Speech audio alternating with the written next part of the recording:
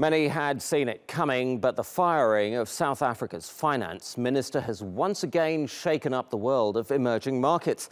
The rand saw its biggest weekly slide in 2 years, and hopes of an interest rate cut now appear to be all but crushed. On top of it all, South Africa's credit rating could also be at risk. Andre-Pierre du Plessis reports.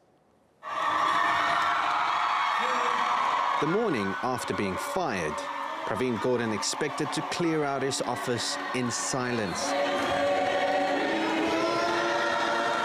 Instead, he was greeted with Treasury staff singing Senze Nina, meaning, "What have we done?" A song commonly sang during the 1980s at funerals of South Africans killed by the apartheid government. From the country's northern capital to Cape Town down south, South Africans spent Friday decrying President Jacob Zuma's decision to fire over a dozen ministers.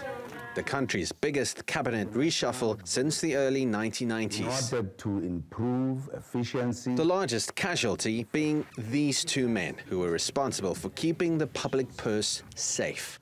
It's not the first time Zuma tried to replace his treasury with political loyalists. In the past 15 months, South Africa has had 4 different finance ministers. But previous attempts at undercutting the independence of the public purse were largely unsuccessful. We hope that more and more South Africans will make it absolutely clear that our country is not for sale. Gordhan said he found out he was sacked on TV, and the reason for his removal remains a mystery. This is the so-called intelligence report, which said that, amongst others, the 2 of us and the Director General are involved in this massive conspiracy to undermine the economy of this country. And if you read this, this is absolute nonsense. This is not the basis upon which you fire, inverted commas, or release from their responsibilities, which is a more polite way, by the way, ladies and gentlemen, of saying it, a Minister of Finance and a Deputy Minister of Finance.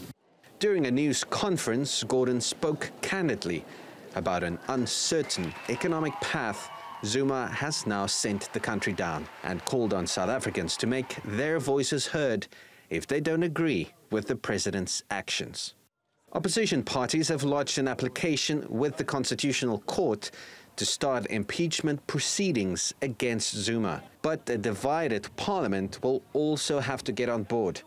And for that to happen, they need to agree that Zuma's late-night reshuffle was in fact a midnight massacre. Andre-Pierre du Plessis, TRT World.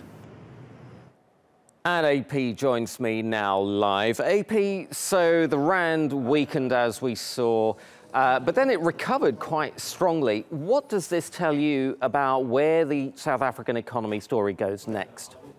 Well, I think unlike the previous reshuffle or the replacement of the finance minister, this move was largely expected.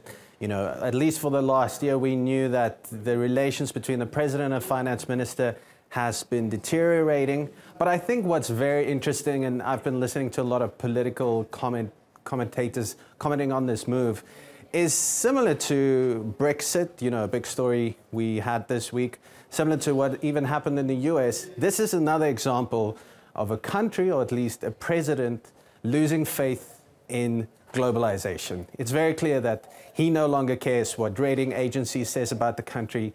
He's not that, he doesn't care about the World Bank. In the fact that South Africa is part of the BRICS countries, they now have their own development bank. He's made it very clear that he can depend on Russia, he can depend on China.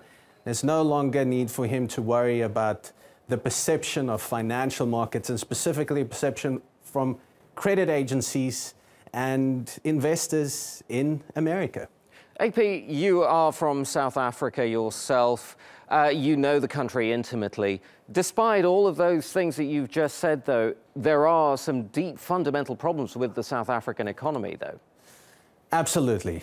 And for a very long time, Pravin Gordhan, he has the CV to say that I know how to run this country. He's run the Revenue Service of South Africa. Unfortunately, the new finance minister, although he's been part of Zuma's cabinet for quite a long time, he doesn't have the same experience. He has been running state-run companies very successfully when he was previously in that position, but he doesn't have the kind of fiscal conservatism and discipline that Gordon and his team has practiced for the last 2 years. Andre-Pierre du Plessis, thank you so much. Don't go away. We'll be coming back to you a little bit later on in the show.